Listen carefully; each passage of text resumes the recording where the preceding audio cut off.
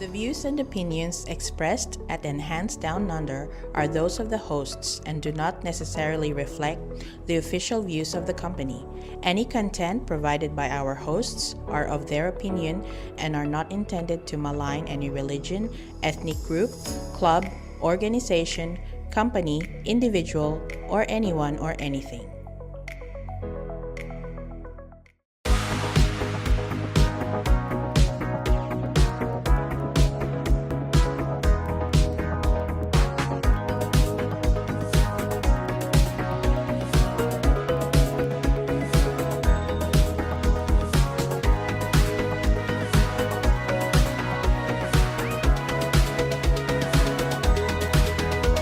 Welcome to Enhanced Down Under, the official podcast channel of Enhanced NT. My name is Anna and I am a qualified education agent counselor. And my name is Jairus and I work with Enhanced NT.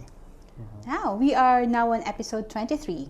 But before we dive into our episode for today, let's have a quick recap of the previous episode, which delved into the Australian government's recent announcement of a National Planning Level, or NPL, which introduces caps on new student commencements for both the higher education and vocational education sector starting 2025 of January. So the government aims to regulate international student enrollments, and this move has sparked concern throughout the industry.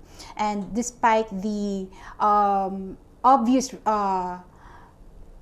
appeal from the stakeholders and universities, the government still pushed through with the announcement. So universities, especially those with a large proportion of international students, could see lower cap allocation.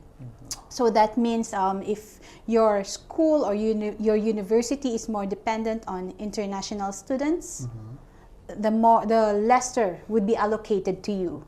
So the allocated number would be 270,000 enrollees for the whole 2025, and that number is actually based on the 2019 enrollment caps. Yeah, enrollment caps. So it's like the pre-pandemic times again. So of course, during the previous episode, we have discussed the dent that most vet sectors or vet schools would feel, but some of the vet schools are actually very strategic, because they are focusing now on promoting programs that are not affected by the cap, such as ELICOS or higher degree by research programs. So there are ways to cope with these challenges, and to find out more about it, please review and watch the previous episode. Okay, Jairus, for our episode for today? So for today's episode, we'll be talking about your guide to studying and working in Australia. I feel like for now, a lot of students are getting rejected with their visa applications. So we want to talk about what are the best things to do for any new incoming students, what you need to do, what documents you might want, what to make sure that you have and everything. We'll try to cover as much as we can to help with any future students that want to study in Australia. Right. So for parents, potential international students, or those who are aiming to study here in Australia, this episode is for you. Okay. We will do our best to help you, guide you through with your application process. So okay, let's start. What are the entry requirements for Australian universities or colleges? Normally for the entry requirements, just a reminder, always do check what online, just to be sure, because even if you do something, sometimes they might have changes. Sometimes they might add something that we might not say or might not discuss, because we're not always up to date like now.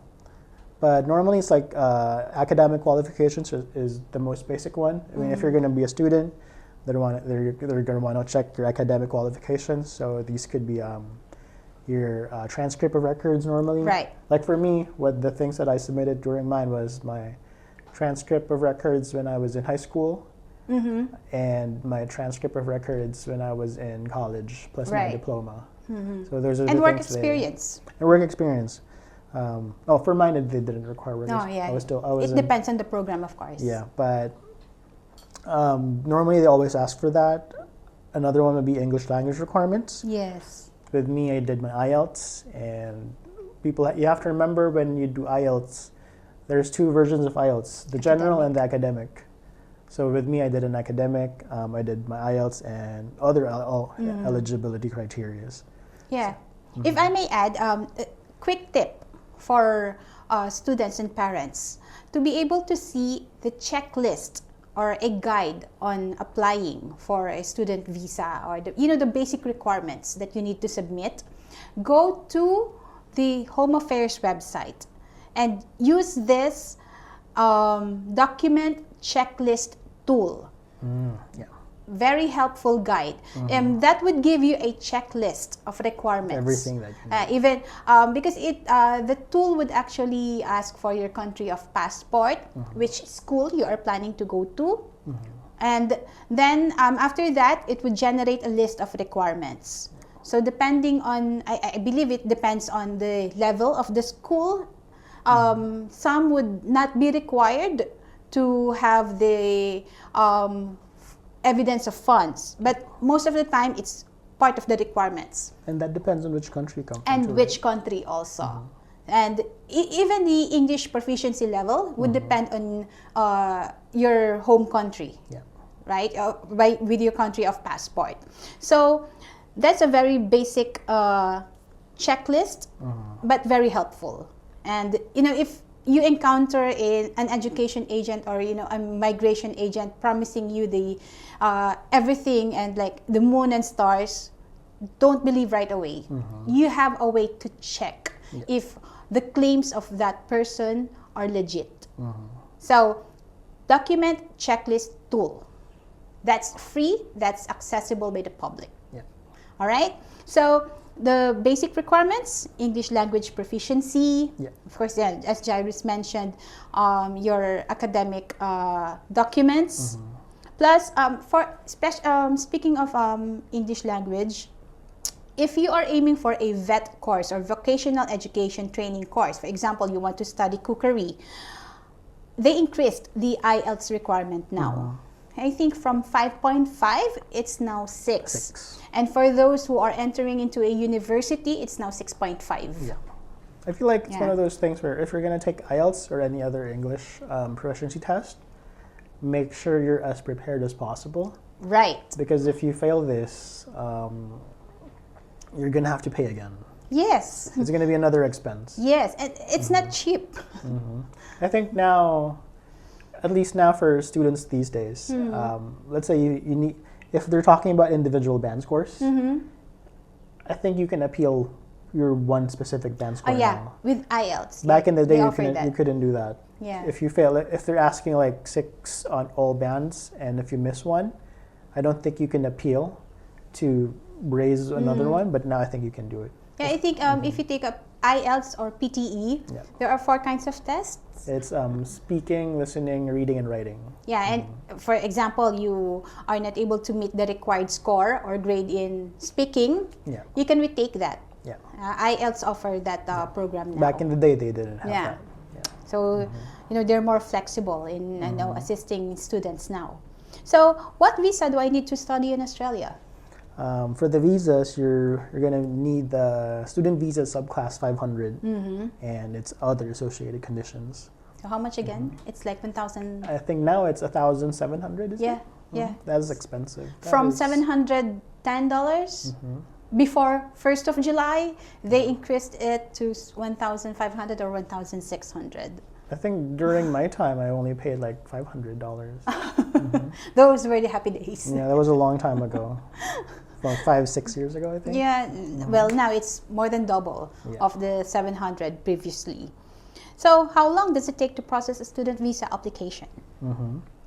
So, I think, is it still the same now? Because back in the day, it was a bit quicker, but now I think, due with the sudden caps that they're doing, it's going to be longer now. Yeah, it's going to be longer. Although they say, the website says that it could take like 4 months. It's actually longer. I think maybe they're still adjusting, internally. Yeah. They're still adjusting with the new system. That's why it's taking longer than usual.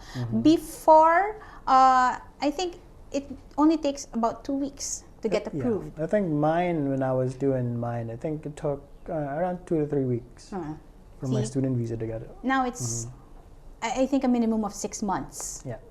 Since they have started to implement stricter visa policies, because I have a student whose application was lodged in March, and we haven't heard anything from the Home Affairs until now, 6 months after.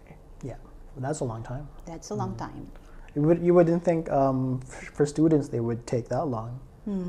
I think mine, like the only reason it took 3 weeks was because the first week I did everything by myself, and then it was. Oh yeah, you mentioned that before. It was like the actual the department itself said, "Yeah, thank you. You got everything okay, but we want you to talk to this agent." An education agent. Yeah. So they're the ones who referred an agent. I mean the school itself. The school. The school. Yeah. But the agent, it was a free one. I didn't have to pay for anything with mine. Right. So you are not required, of course, to get an education agent to guide you, but it's best to have one. Yeah. Right. So with Jairus, he's lucky he knows what he's doing. Oh yeah. I didn't know that. He's a smart guy. I didn't know that was how to do it. Yeah. I passed all the requirements, and then the school went back to me like, "This is just a formality. You're technically accepted, but please coordinate with this agent so that you could help with other requirements." Qualified education agents like myself, we help you determine your academic pathways. Like you cannot just, of course, say that, oh, I want to become an engineer, when your background actually is more on cookery or beauty therapy. So it has to be, an obvious correlation with your work background, even with your academic background and interest. Because mine aligned with everything. Yeah, I did the master's for the IT sector that I was doing. Yours was smooth, very good. Okay, so you need to apply for a subclass 500 visa. Of course, there's a corresponding fee for that. You have to be financially prepared before doing so. Process is, although a bit longer, but you will get there. You will get there. So, can I work while studying in Australia? Yep, definitely. I think it's different now. Back in the day, it's 20 hours a week when I was a student. But now it's 48 hours per fortnight. Yeah. So it's 24 hours a week. 24 hours per week. You get 4 more hours in a week now.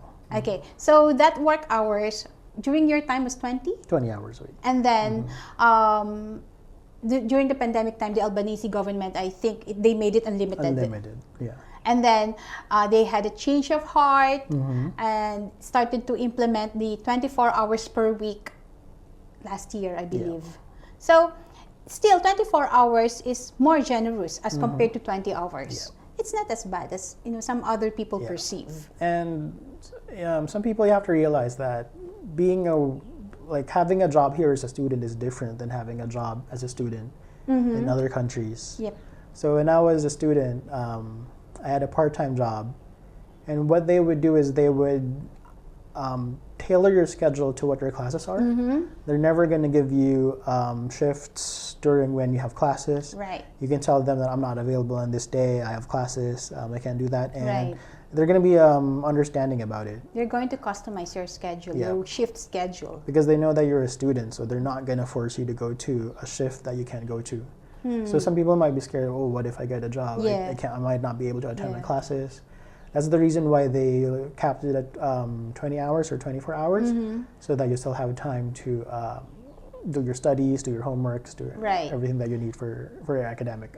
And when you are a student here, unless you are a high school student, but if you are like for a vet course or a higher degree, it's like you don't come to school every day, right? Yeah.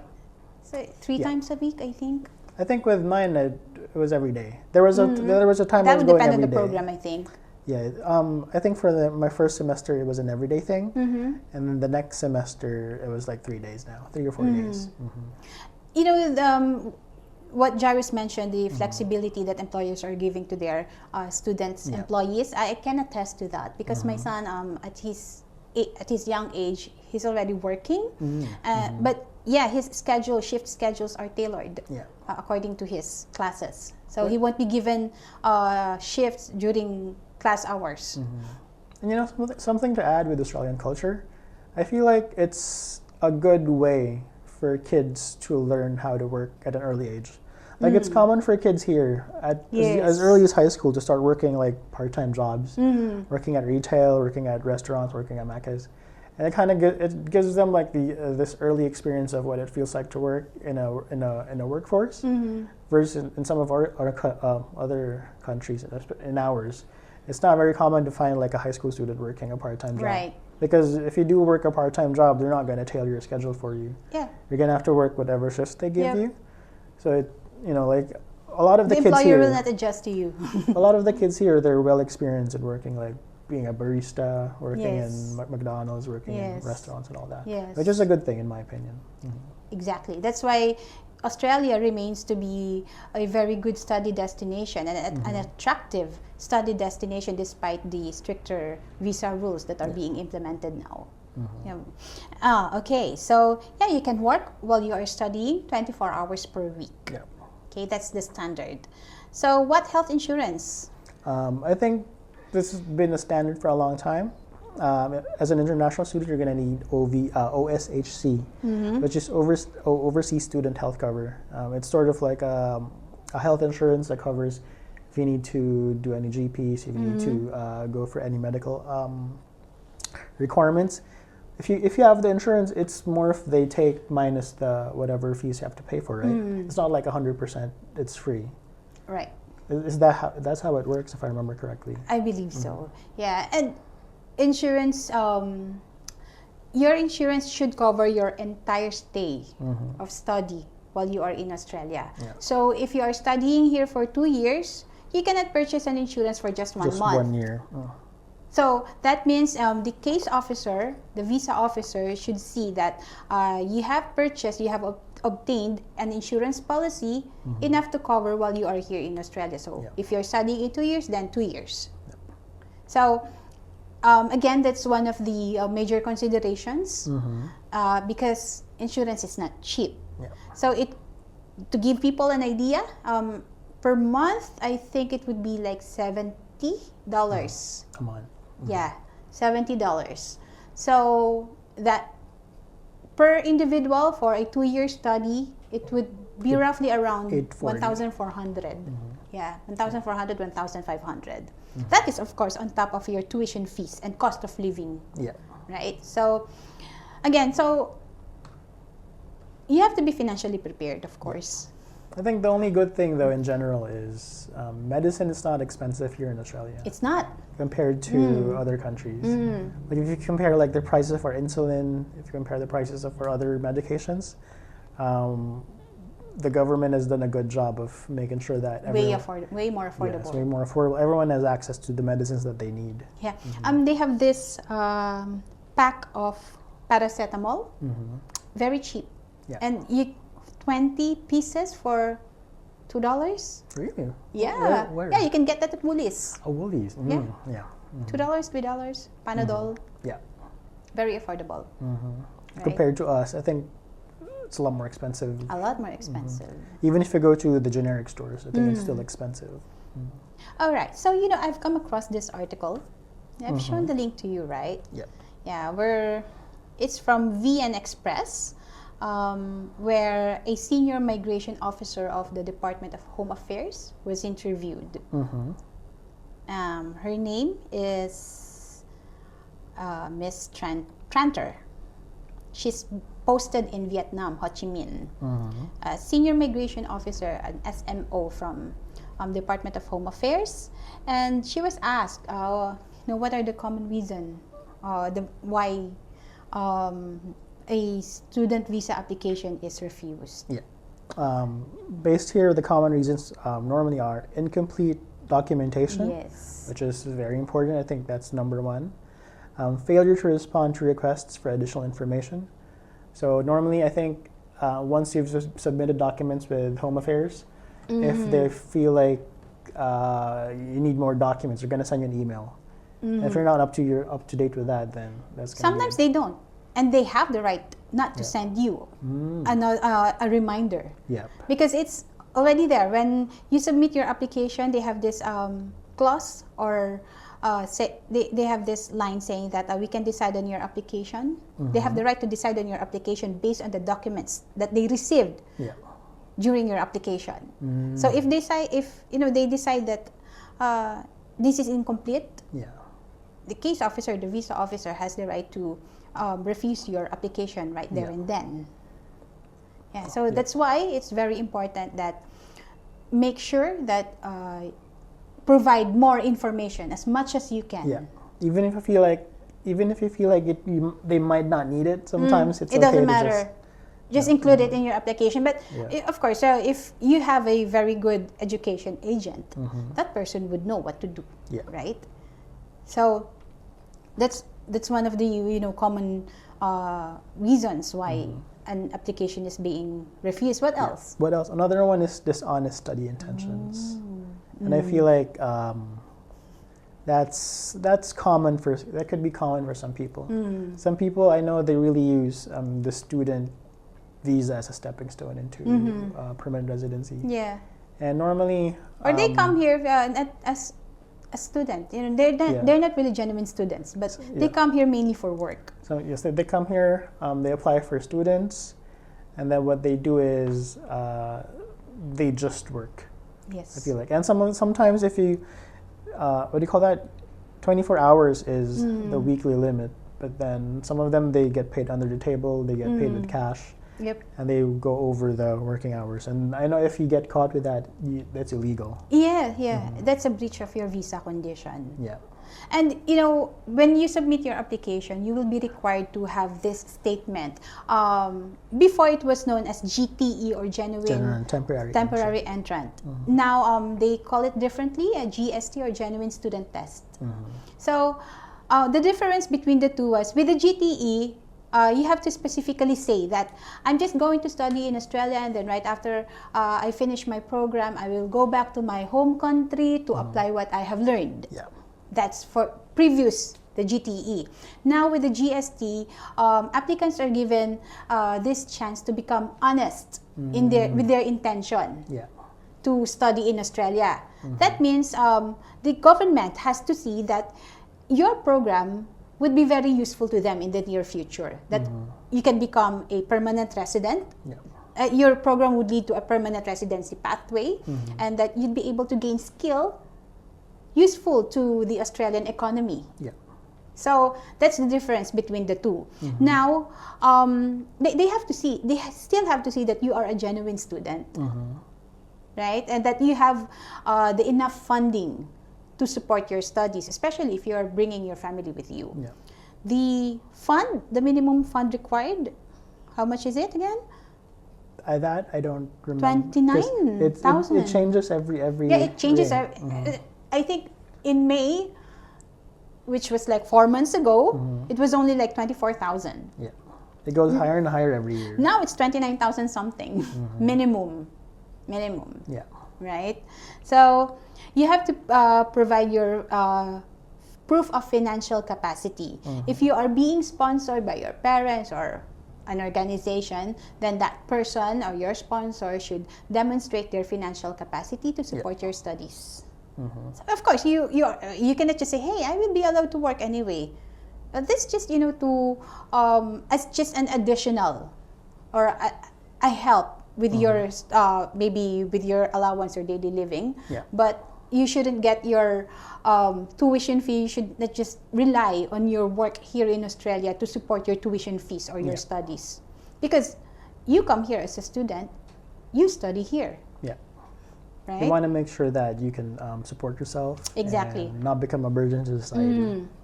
And then the SMO, the Senior Migration Officer, Miss Tranter, she also mentioned fraud, right? Fraudulent documents. Yeah. Wow. I feel like with that one, it's pretty just common sense. If you know that you have fake papers, maybe try not to. If you think that the Home Affairs does not check the authenticity of your document, you are wrong. right? They have a separate section. Oh. Yes. They have their ways of checking. Integrity team. So if your visa officer, thinks that, hey, I'm suspicious about this, they can forward the documents that you submitted to the integrity team for proper checking. So they can call the bank.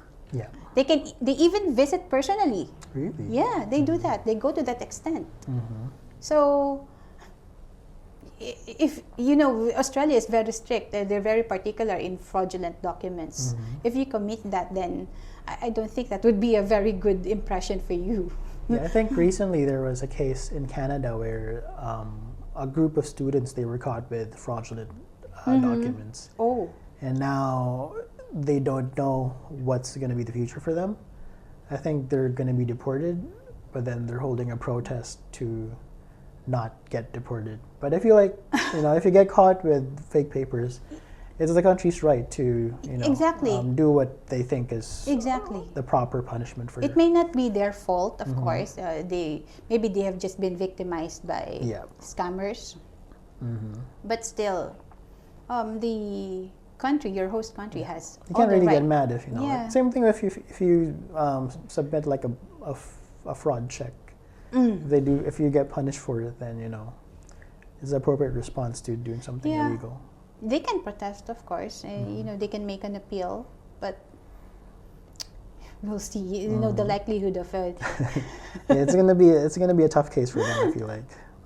Okay, so Ms. Tranter, to continue, Ms. Tranter also said that she emphasized that the decline in visa approval rates is not related to the nationality of applicants. That's very good to know. Thank you very much for that, Ms. Tranter, because we have this impression that I myself, I'm from the Philippines. Like, okay, so my applicants from the Philippines would have lesser chance of getting approved. Yeah.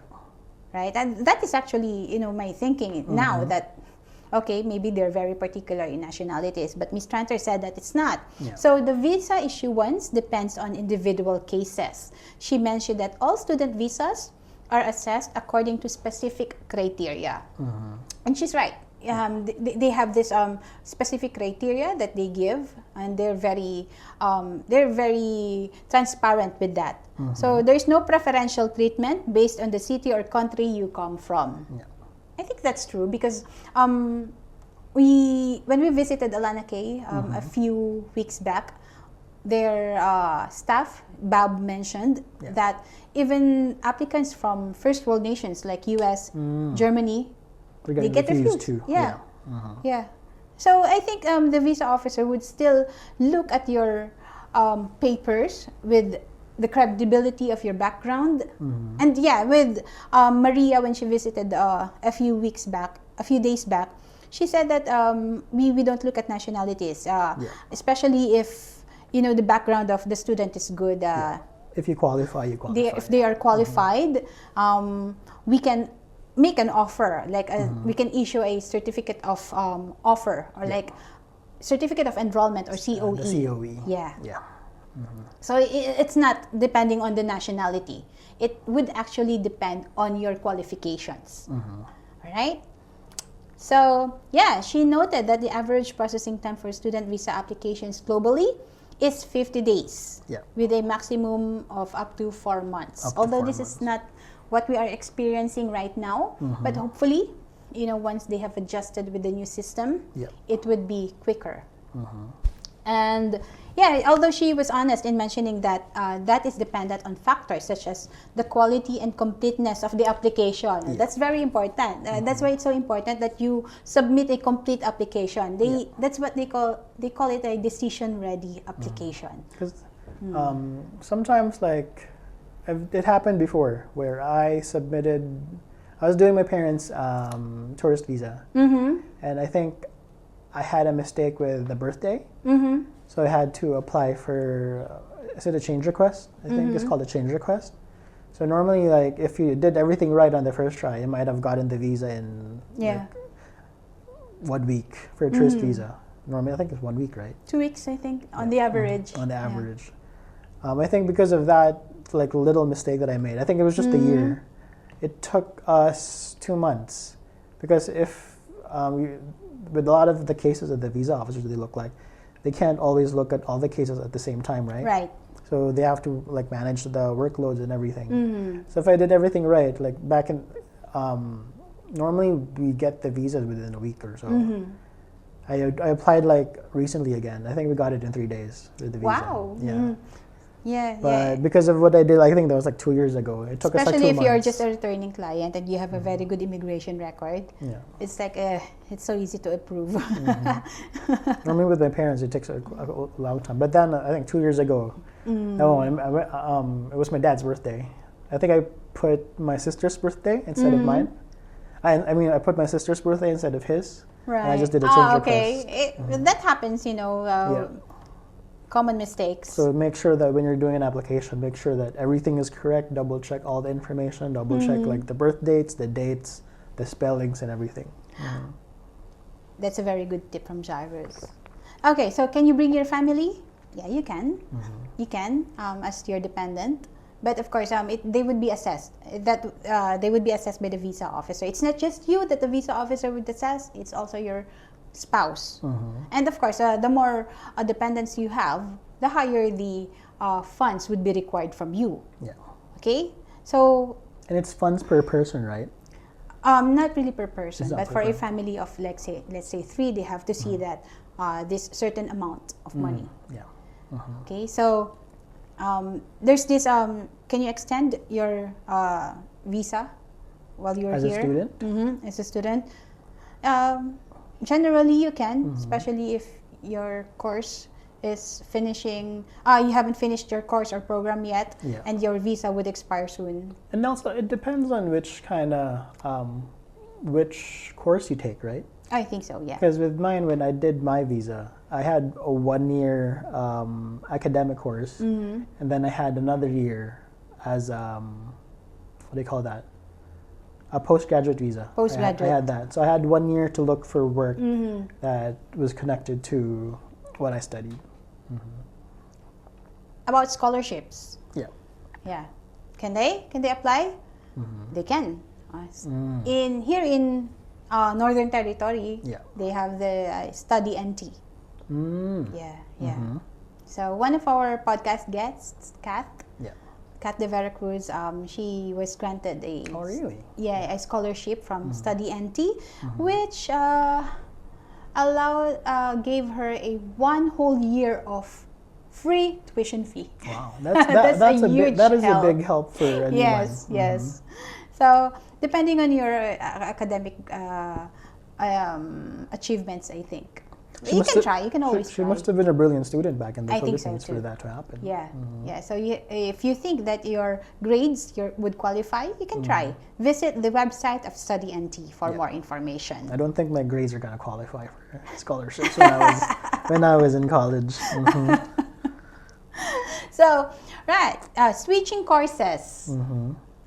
That's very common. But in Australia, you cannot do so unless you have to stay in your course for at least 6 months. Yeah. Otherwise, your school, your college would report you to the Home Affairs. Yeah. And of course, there are repercussions. So, you might, in Enhance, what we do is, during the, what do you call this, we orient our students. And during the orientation, we specifically tell them that you have to finish your course. You cannot just come here and then after 2 months you say, I want to shift. Yeah. Otherwise, that would be a bad impression. That would also affect my record as an education agent and Enhance NTs. So, you cannot just switch courses. So, what would happen if your application is refused? I think for this one, for any onshore and offshore applications, you go to the AAT after, which is the Australian Tribunal. Administrative Appeals Tribunal. Yeah, they handle like a lot of the cases with visas and everything. And you go on a bridging visa, right? Yeah. But not everyone is entitled to an AAT appeal. Only for those whose application is lodged onshore, meaning you submitted your application while you are in Australia. Yeah. Okay, but again, while you are in Australia, and your visa got refused, you have the right for an appeal. Again, you have to read the fine prints. You say that, oh, I was in Australia when this application is lodged, but you are already in your home country taking a vacation. You cannot lodge your application, your appeal from your home country. You can only lodge your appeal if you are going to return to Australia, if you are physically in Australia. Yes, you are entitled to an appeal, but that if you are outside of Australia and you submit your application for AAT, that application would become invalid. So, meaning you lodged your application in Australia while waiting for the decision, you went back to your home country. While you are in your home country, you received the decision refused. Okay. You're not eligible for an AAT after that because you're in. You will still be eligible, but you have to return to Australia. Oh, immediately. Yeah, you will be given 3 weeks. Okay. So 3 weeks from the day that you received your notice via email, that you have to go back to Australia and lodge an appeal on that day before the 3 weeks time frame. So, and just the appeal fee would be like 3,496. That's expensive. I know the AAT, they can get expensive. In Australian dollars, but you know, AAT is very considerate. They offer this 50% reduction if you are able to demonstrate that lodging an appeal would cost you financial distress or financial issues. Like I will be able to lodge, I can pay this, but that would incur me a lot of debts.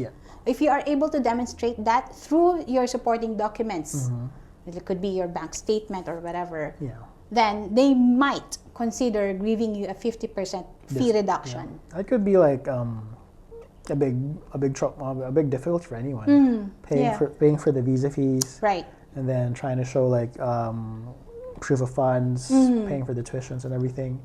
And if you get refused, you might have to pay AAT another $3,000. $3,000. So that's a lot. It's a big deal that anyone who wants to apply for a student visa make sure that they've covered everything. All the documents are complete. Information is complete. Make sure that your documents are real.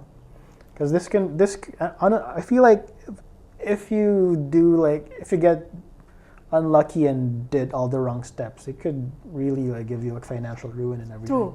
True. And if someone tells you, if your migration agent or your education agent tells you that your visa surely will be granted, do not believe that person. Because that's claiming that your visa will be approved by the Home Affairs. That's illegal and that is immoral. Because we are not the decision makers. It's the Home Affairs, it's the visa officer. So what we can do as qualified education agent counselors is to minimize the chances of getting your application refused. And how do we do that? Guide them to the right path and what they need to do. We can only guide you. We can only provide you with advice and guidance, professional advice and guidance. But we cannot ensure that your application will be approved by the decision makers. Okay? All right. So other than student visas, you can come to Australia. Visa for skilled workers, right? There's skilled independent visa. That's one. There's skilled nominated visa. Another one. The skilled regional, I think this depends on which area of Australia you live in. So explanation of those visas are available on the website of the Department of Home Affairs. But to give you people an idea, Visa 189 is a points-tested stream. So this is what they're saying, that minimum of 65 points, you have to have it depending on your marital status, your IELTS or English proficiency. Your age too. Your age, age matters. Usually, you should be below 45. I think even like work experience, the school that work you went experience, to. Yep. So with 189 visa, you don't need a sponsor or a nominator. Okay, so this information is based on the website of the Home Affairs. And of course, we recommend that you consult a migration agent, a registered migration agent, to guide you through this application process. Yeah. Because this one is something that you cannot DIY or do it yourself. Mm-hmm. It's very complicated. So other than those visas, there are skilled independent visas, the point system. There's also 190, the skilled nominated. Skilled nominated. With yours, what visa did you apply for? I think mine was the skilled nominated one. Skilled nominated. So you will be nominated by the state or the territory. So for that one, it's like the concept is the Northern Territory itself, NT. They've deemed that my work is required for the NT, and I can contribute to the NT. So they're going to nominate me. That they're saying yes, we would like to. That's how I understand, right? Like NT would be like, yes, we would like to accept Jai to live in NT and work here as what he needs to do. So I think that's the gist of what the skilled nominated visa is. All right. So there's also this skilled regional visa or subclass 491. What is because this is very even I don't understand it at first. Regional Australia. What do you say regional Australia? Because 491 visa this is for skilled workers willing to live and work in regional Australia. Yeah. So I did not understand it before, but now it says that regional Australia is anything that is outside the major cities, like CBDs, Sydney, right? Melbourne, Brisbane. I think Sydney, Perth, Melbourne. those major Canberra. Yeah. Outside of those major cities are already considered regional Australia. Yeah. Northern Territory, where we are located in Darwin, this is regional Australia. I mean, technically, if you look outside the window, it does look very regional, you know. Yeah. All right. So there's also the skilled, the 482 visa. If you are a skilled worker. Oh, skilled worker. Skilled worker. It varies. It could be valid for 1 year, or the short-term visa, the short-term for skilled worker, or medium term, like it could be 2 to 4 years. So that would depend. You have to have a sponsor to be able to apply. Is that the same like the training visas? No, those are considered temporary visas. Those are different ones. Training visas and visa 408. What are the minimum requirements for those? According to our registered migration agent, Carol Abelia, and she's also Enhanced NT's director, 2 major requirements, aside from having a sponsor, skills assessment and English language proficiency. Yeah.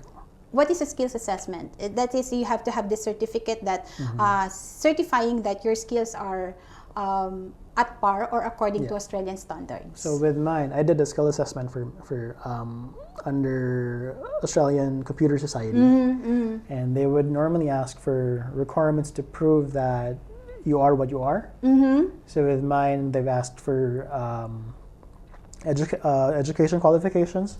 So I had to show them high school. I don't think high school is included.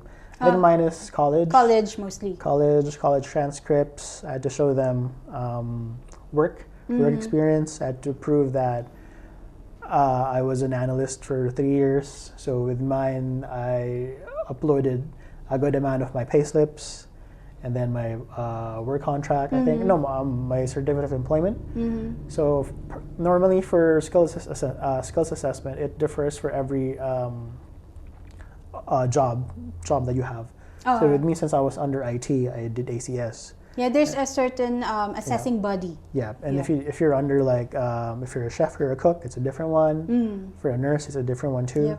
And some of them have different requirements. Like one we've had before was a baker, and he had to make like videos of him baking and showing people like food safety. He knows how to bake. He knows how. So it's different for every governing body. Right. All right. So again, this is very informative. We hope that you learned something from this episode. We know we appreciate these hard times that there's a lot of visa refusal, but there's a way to let's say minimize the chances of having your visa refused. So number 1, get an expert's advice. And 2, make sure that you really aim to, your heart is into it. Yeah. Meaning, you are willing to comply with the visa policies.